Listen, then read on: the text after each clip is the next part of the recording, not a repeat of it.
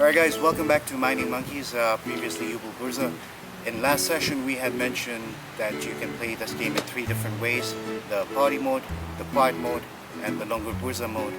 In this session we will show you how to play the party mode and the quiet mode. The mechanics are almost the same except for a few rules which we will explain as we go along. So let's begin. We start by gathering around the board. The players decide whether they want to play the party mode or the quiet mode. The fundamental difference is in party mode, players have to perform silly actions that are listed here on the white portion of the card, right? And that's at least for 15 seconds timer we have that comes along with the box. Whereas in quiet mode, the players have to answer the questions that are on the yellow section of these cards.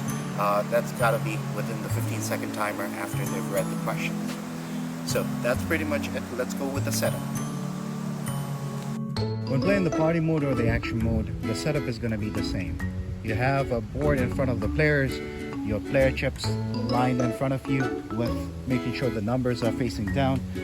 Your power bubbles are stacked, also shuffled, and make sure that the numbers or the powers that are on the black bottom are facing down, only the colored ones on top. Keep it in front of the players. You have a set of dice and a stack of cards shuffled, put in front of you along with the timer. Now the players come and grab one of the player chips of their choice. At the back of the player chip there is a number.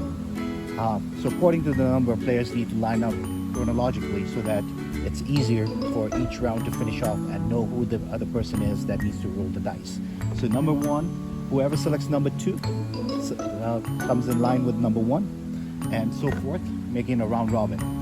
Right? Now, before the game begins, whoever is number one starts the game with dice roll. After that, once the round ends, player number two is the one who's going to be rolling the set of dice for that round, right? So whoever picked number one goes ahead and calls dibs on one of the symbols on the board.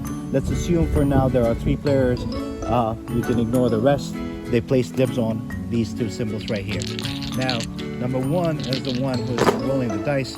Once you roll the dice, remember there are symbols on top of the faces that are indicative of which symbol is the winning symbol for that round. So we divvy up based on the symbols, match it up against whatever is on the dice.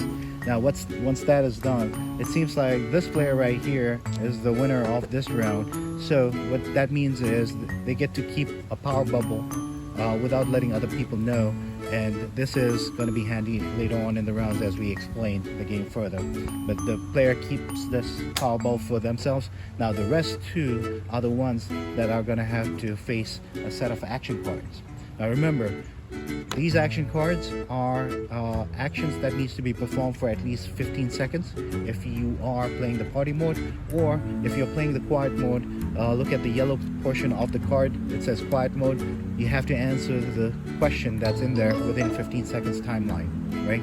So whoever this player is, let's assume that we're playing the party mode right now, and picks this card right here, and there is something that says monkey time, imitate a monkey or a gorilla, and that the player has to do for 15 seconds. If they don't do it, they don't earn themselves a power bubble for that round, right?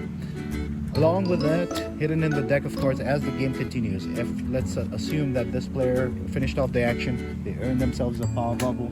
Now the second player right here, what they got to make sure is in the deck of cards there is something called a bubble mine.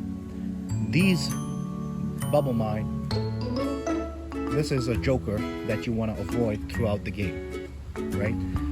If you run into one of these, that means you are playing with this side up.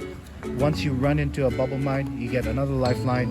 So the rest of the game you're going to play with this side off, so that the team gets an indication that you only have one more bubble mine to run into before you're out of the game. So that's pretty much the mechanics of the game. The goal of the game is to survive in the game and make sure you don't run into bubble mine. At the same time, we're going to learn in next episodes as to how to strategize against other players and knock them out of the game by utilizing One of these power bubbles. or some helpful cards that are there, such as Plant a Bubble Mine, which allows you to take the Bubble Mine card out of the deck and strategize against other player, whoever is drawing the card, so that they run into the Bubble Mine and they're out of the game. Alright, that was a quick tutorial, guys. I hope that makes kind of sense. So make sure, read through the rules, there are plenty of helpful hints, and also watch our following episodes so that it's clear as to how do we utilize the rest of the strategy to win the game of Youbble Burza, also mining monkeys. Ciao.